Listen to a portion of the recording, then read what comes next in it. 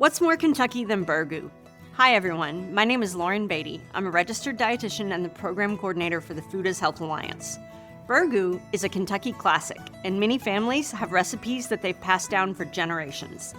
Today's version uses lean pork loin for a heart-healthy option, along with other shortcuts that make it budget-friendly and super simple.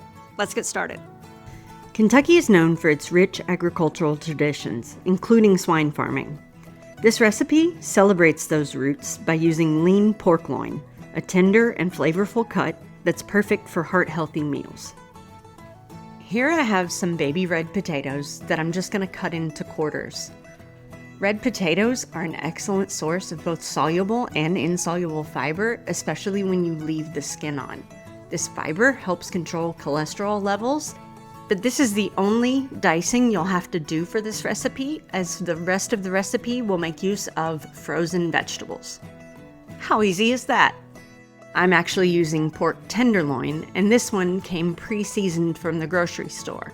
This is a great option if you are low on time, but if you have the time, using a tender pork loin and just trimming off the extra fat, just like I'm doing here, is also a great option, and it's often more affordable. After I trim off the fat, like you see I'm doing here, I'm just going to slice it and then cut it into cubes. With our prep work done, I'm going to add a tablespoon of canola oil to a Dutch oven or any large pot. Now I'm going to add the pork and get it browning.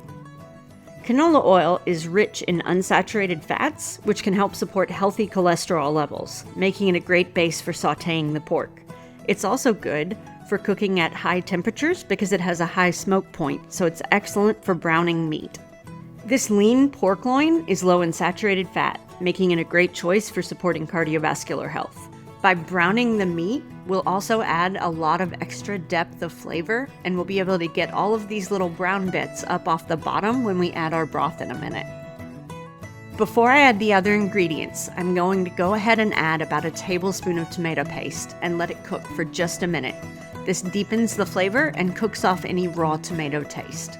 Next, I'm adding some low-sodium chicken broth and the quartered red potatoes. The broth is going to add flavor while keeping sodium levels in check. And the potatoes, along with the fiber I mentioned, also provide potassium, which supports healthy blood pressure. Because the potatoes need to cook just a little bit longer than the frozen vegetables, I'm going to go ahead and bring this up to a boil. Then I'll reduce the heat, put the lid on, and let it go for about 15 minutes. I'm using frozen corn, lima beans, and then I've got a frozen veggie soup mix along with some frozen celery and onions. But really, you could use any frozen vegetables that you like. Frozen vegetables are just as nutritious as the fresh ones, and they make this recipe super convenient and affordable. After the frozen veggies, I'm going to add one 15-ounce can of no salt added diced tomatoes.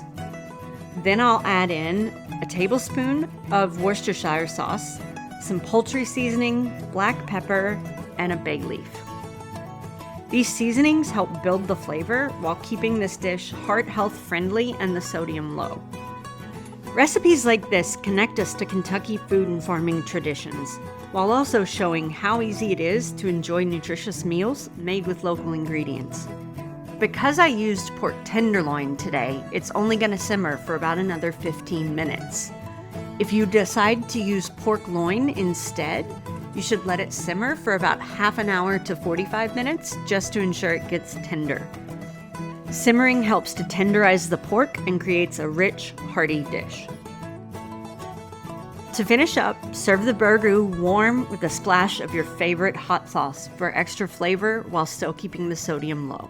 So here you have it. This shortcut pork burgoo is a simple twist on a Kentucky classic. With nutrient-dense vegetables and lean pork loin, it's a meal that's as good for your taste buds as it is for your heart. I hope you enjoy. Let's get saucy!